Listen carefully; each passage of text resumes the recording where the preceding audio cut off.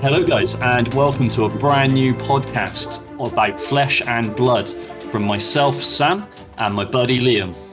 Oh, And today we're gonna start by just introducing ourselves to you guys, so you know who we are, what we've been doing, what we're about, and things we've done in the past, things like that, and why we've got into flesh and blood, how we got into flesh and blood, things like that. So I guess we'll just jump straight in. Liam, do you want to start with where we play and things we've done in the past? I guess is the best place to start.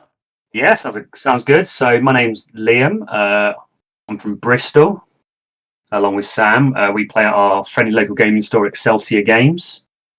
Flesh and Blood wasn't really on the cards a while ago, and then it kind of just escalated quickly. So I've always been a card game player. By a while, you mean a week ago, right? Yeah. We'll come to that in a bit because this was a slippery slope. Well, I say slippery slope, it was a cliff. Yes, yeah, it was. So I've always been a card game player, some kitchen table Magic, mainly LCGs through Fantasy Flight Games, so Game of Thrones, L5R. Got heavy into judging, but then with lockdown rearing its head through the pandemic, organised play kind of died down quite a bit. Yeah, it pretty much ceased, didn't it? Yeah, and then looking to find something to play when we came out, because I've been quite heavy in the organising of games, so running local events, national events, helping run European events for Keyforge and Game of Thrones, etc. So a lot of that was a sacrifice of playing time and not being able to play as much. And through lockdown, really missing that social element and looking for people to play with. So I really wanted a game to jump in and play with. Unfortunately, Bristol's one of those cities where it will have lots of players for something, but they'll all be kitchen table players. So you'll have lots of small silos. And Flesh and Blood was one of those games where it's up and coming, and there's actually quite a good following. I mean, we ran our first.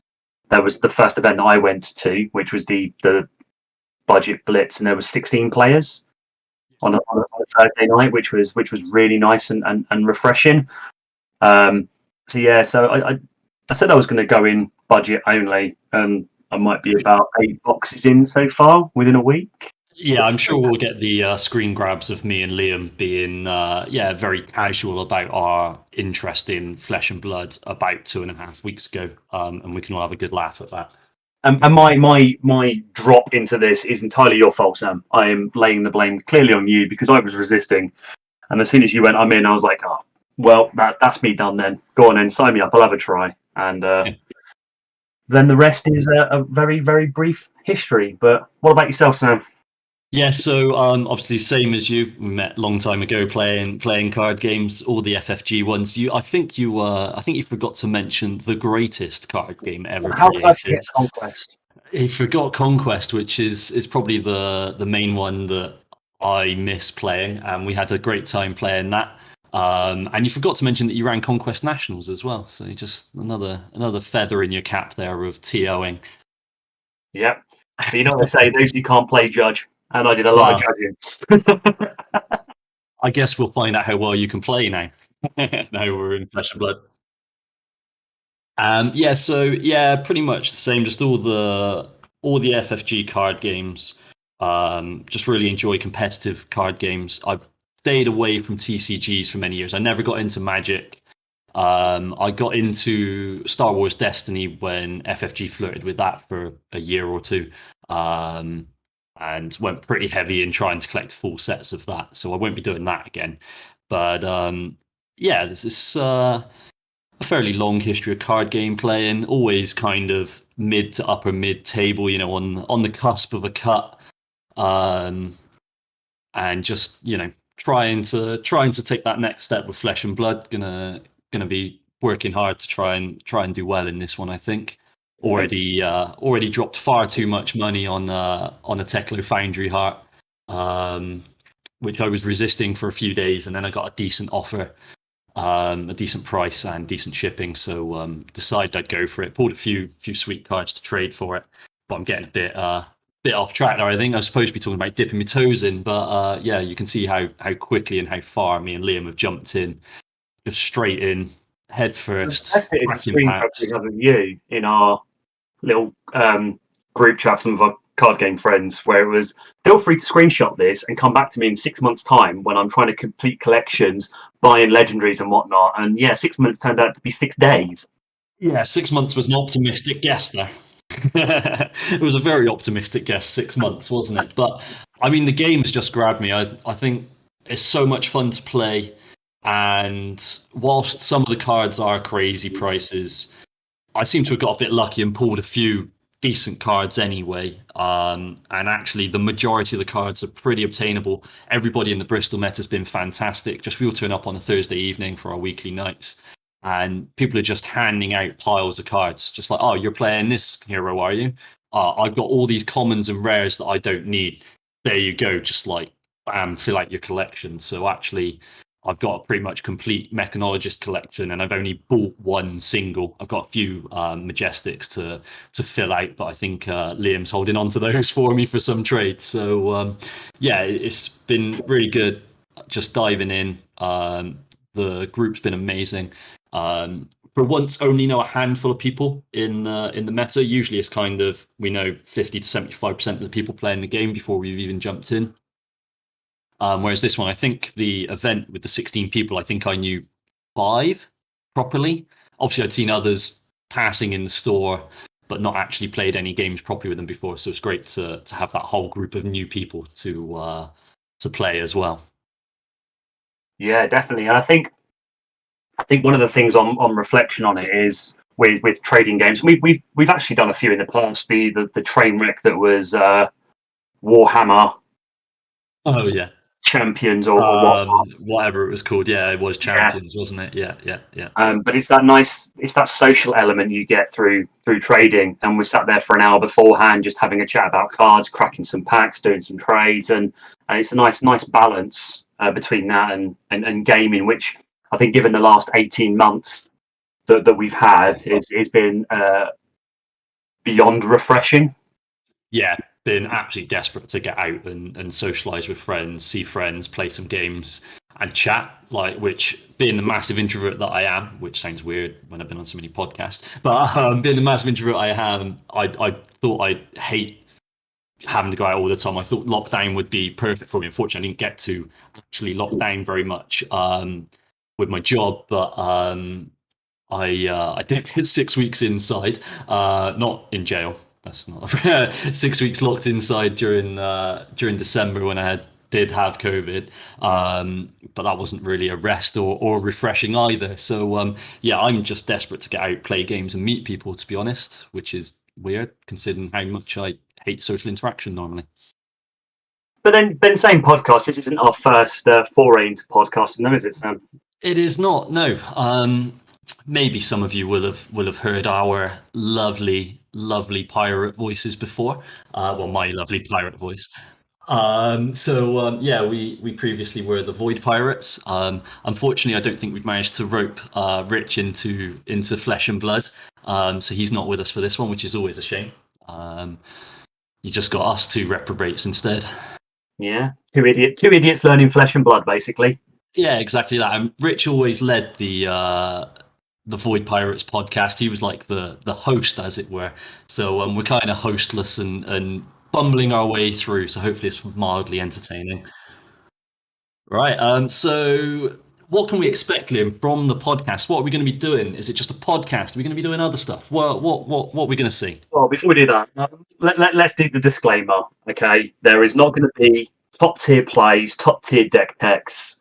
There isn't going to be any. Well, realistically, there's not going to be any grand. We've run a road to nationals. Here's our deck and whatnot. You know, we are two enthusiastic idiots with some time on our hands who want to chat, want to play some games, want to showcase a little bit of the Bristol community, Yeah. and just mingle in with everybody else. So aside from the podcast, we've set ourselves up a little YouTube channel. So we're going to try and do some gameplays, maybe some box openings, because, you know, let everyone else live vicariously through our lack of willpower when it comes to spending. Yeah, laugh at us pulling terrible boxes with nothing in, rather than experiencing the pain of paying for a box yourself and getting nothing good.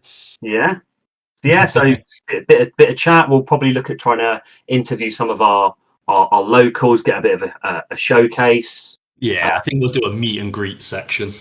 Maybe showcase a store a little bit, and then some bits from our gaming. So if anybody is around the southwest wise, we meet every Thursday at Excelsior Games in Bristol, which is in the centre, just at the bottom of the M32. Every other week we run an event. So in this week, so on what, 5th? Yeah, 5th of August. 5th of August, we're going to be running a blitz, and then in between the events we do a casual. So yeah, feel free to come down and mingle in with us if you are in the neighbourhood. Yeah, definitely. I think we're also looking at potentially doing some vlogs type stuff when we're at events. There's an Instagram channel where we'll. I've never heard anybody say vlogs before. Oh, shut up. Vlog. I'm not down with the kids, Liam. Come on, I'm old these days. This is the pronunciation police. Right, yeah. So now I've embarrassed myself and proven my podcasting credentials there, and you're really set up for what kind of great content we're going to be creating. Yeah, top tier. Top tier, mate. Top tier. Right. So what we got coming up then was you just mentioned the Bristol meta and the bi-weekly events and bi-weekly kind of casual evenings, trading evenings, say whatever you want to call them. What are we doing this weekend? What are we going to go do? So even further jumping off the cliff, we've been playing this game probably a little over a week now, and we are off to Manor Screw in Northampton on Sunday, and we're going to go play in our very first road to nationals. So I just want to preface this. Sorry, I just want to preface this by saying we've played 2 games of Classic Constructed in total, and my 2 weren't even with the hero I'm going to be playing. So yeah. Top tier gameplay coming up. Practice is for tryhards. Oh, but yeah, no, I'm really looking forward to it. I love the competitive element of these games. My pipe dream aim would be top 8. I think how many is there? Is there 30 players, 24 players? I can't remember It's like 34. Last time I checked, there was 34 players signed up. Cool, yeah. So pipe dream, I think, would be top 8. Not going to happen. So just wherever I can get, win more than I lose, I think has to be goal number 1. It's a bit of experience, you know. See what the wider meta is like. Get some more games under the belt, because although we've been playing a lot of Blitz, the few games that we have played of Classic Constructed, I've actually enjoyed a lot more. I think when I came into this game, I very much said I'm just going to stick to Blitz because it's a quicker format, fewer cards, less likely to spiral out in cost. But from playing Blitz, the thing that I found out is that, you know, a really bad opening hand can severely hamper you, or that big momentum swing, it's really, really difficult to come back from. Whereas Classic Constructed, you've got more health, and you can take a few more risks, so you can afford to have that turn of just going, cool, I'm not going to block anything, and I'm going to set myself up. But on the flip side, it's just that element of you've only really got 4 cards, and it's that tactical decision of, okay, so I have that finite amount of resources. Do I want to attack? Do I want to defend? Do I want a hybrid approach? And it's understanding those slight nuances. So simple concept, but you know, you've got so many decision points there at every point, with an attack and a defend, and attack reaction, defense reaction, so on and so forth, where the skill will really come through. And it's learning and improving and hoping to pick that up more, so that we can improve and see some good results if we go traveling around. Yeah, definitely. I'm not afraid of losing games. Obviously, it's always much more fun to win, but I think definitely for this weekend, it's go see some probably high level decks stacked full of some pretty expensive cards, slapping me around the place, and just learning about myself and how I play and how other people play. I'm taking a pretty simple deck, I think. Dash Mechanologist. Just played her in our first tournament last week, and the tagline for the evening was Dash Go Burt, because it literally was just attack for 4, boost for go again, attack for 4, boost go again, and repeat 3 or 4 times over a turn, basically. So I'll probably just go more of the same, keep it kind of simple on my side, so that I can think more about the deeper aspects of the game, think more about what my opponent's doing, things like that, and just learn those elements of the game, I think, and see where we end up. I didn't expect to come anywhere near the top of that event, and I ended up winning. So you never know, do you? Yeah, you did really well. So on the element of Dash, what was it that we had all those heroes to choose from? What was it that made you decide to go Dash? Yeah, I was just looking through them all, and I typically play aggro. Pretty much every card game I've ever played, I just play flat out aggro. I'm gonna punch you in the face as fast as I can, as many times as I can, as early as I can, put you on the back foot and disrupt your game plan, and then just close the game out from there. And I was speaking to George in Excelsior, and he was kind of going through some of the archetypes and some of the heroes that can match that. And Dash was one of the ones he mentioned. And I just looking at the art style, I just really love that kind of steampunky kind of technological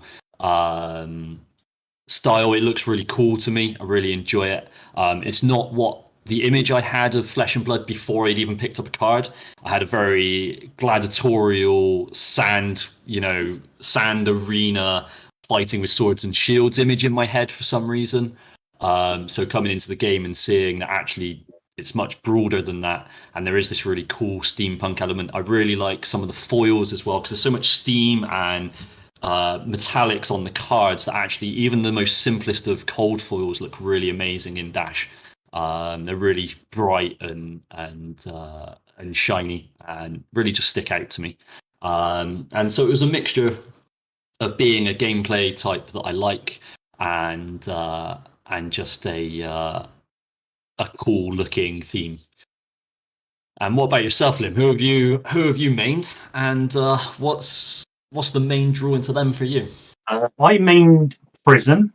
I mean, Yeah. when I jumped in, I bought a Levia deck and I bought a Prism deck, and I went in eyes open. And then before we did the budget blitz event the other week, we did a Monarch sealed. Yeah. So I pulled my bits. I had enough cards to do Levia, and I was like, oh, I want to main Levia. I'll do that. First couple of games went disastrous because I managed to make a worse pre-con deck. And then I actually looked at the Prism cards and had a play around with that one for the final 2 games and won both of those. But then I was playing with it. It's like the gameplay kind of like twigged with me. Yeah. And I really enjoyed it. Art aside, it's absolutely beautiful. Just the art on the cards, I absolutely adore. And for me, that's just a main feature for games. It's got if I'm going to be staring at them all the time, they need to look good. And then the more I looked into Prism, the more I liked the play style element. So it has that ability I can go super aggressive with all the heralds, or I can go super tanky with all the spectral shield, or I can try and do a hybrid approach. So easy gameplays early doors, but then as you learn, the deck can evolve with you as a player, and then you can tweak your playing styles so that when it comes to a CC event, when I've learned how to play it, then that should have some value. But yeah, I really enjoyed Prism, the ability to just like throw out and just hit people with shields and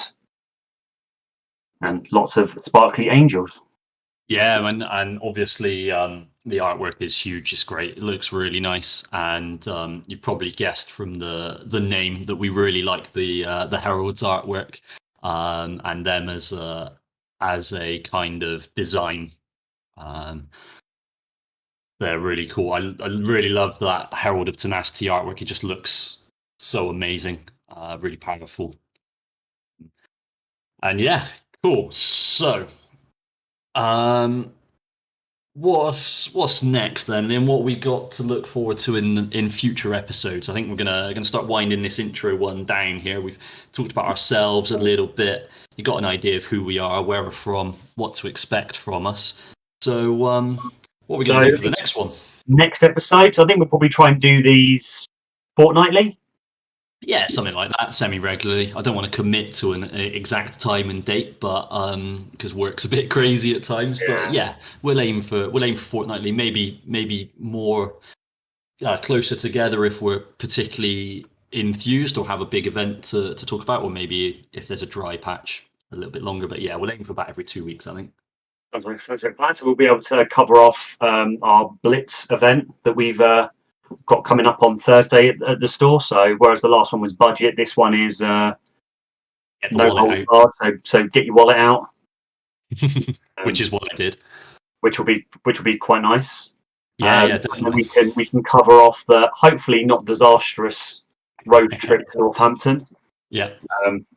You know, I'm expecting the worst, but hoping the best. Yeah. I'm expecting to learn.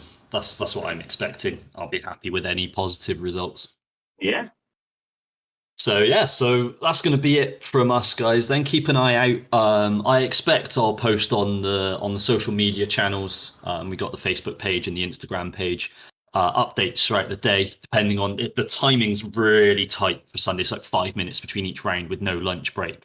So there might not be much time to get that sort of stuff done. But if there is any time, I will try and post up on updates on social media about how we're getting on. So check out those channels. I'm sure we'll put the links somewhere once we work that part out. And yeah, I guess it's goodbye from me. And goodbye from me. Have a good week.